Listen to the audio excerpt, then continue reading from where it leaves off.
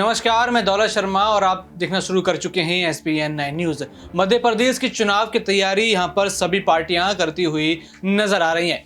यहाँ पर देखा जाए तो कांग्रेस लगातार अपने उम्मीदवारों की लिस्ट जारी कर रही है और यहाँ पर अपने स्टार प्रचारकों की लिस्ट जारी कर चुकी है। यहाँ पर कई राज्यों के सीएम को बुलाया गया है। मध्य प्रदेश में यहाँ पर कई राज्यों के सीएमओ को बुलाया गया है। छत्तीसगढ़ और राजस्थान के सीएमओ तक यहाँ पर जो है चुनाव प्रचार करने के लिए स्टार प्रचारक बन के आएंगे, जो कि देखा जाए तो राजस्थान और छत्तीसगढ़ दोनों में यहाँ चुनाव है। और बीजेपी देखा जाए तो जिन दो सीटों पर सस्पेंस बना हुआ था, विदिशा और गुना सीट पर, अब वो सस्पेंस भी यहां पर खत्म हो गया है, जिसके बाद सिंधिया समर्थक खासा नाराज यहां पर नजर आ सकते हैं, क्योंकि सिंधिया समर्थकों को यहां पर उम्मीद थी कि जो दो ये सीटें बची हैं यहां पर ज्योतिरादित्य सिंधिया को बड़ा मौका मिल सकता है। यहां पर जो है अब खेल सिंधिया का बनता हुआ नजर आ सकता है, लेकिन बीजेपी ने बड़ा झटका यहां पर सिंधिया और उनके समर्थकों को दिया है और ये दोनों सीटें भी अब रिक्त नहीं रही। इन दोनों सीटों पर भी अब उम्मीदवार उतर चुके हैं। तो अब यहां पर स्टार प्रचारक की भूमिका ही सिर्फ जो है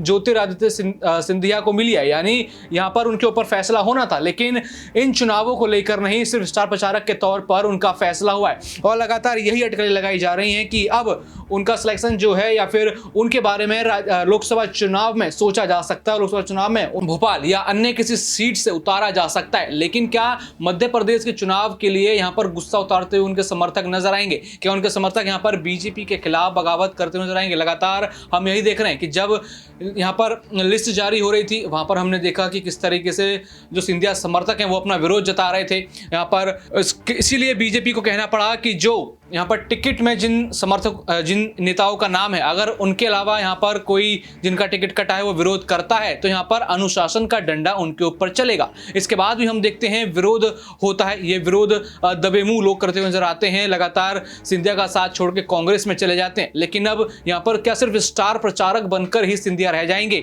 या फिर बीजेपी कुछ और उनके लिए सोचेगी, या हम लोकसभा चुनाव में किसी बड़ी सीट से जो सिंधिया को उतरते हुए देख सकते हैं? आप इस पूरे मुद्दे के बारे में क्या सोचते हैं कि यहां सिंधिया को विधानसभा में मौका मिलना चाहिए था कि नहीं? बाकी और भी ऐसी खबरें जानने के लिए देखते रहिए SPN 9 न्यूज। धन्यवाद।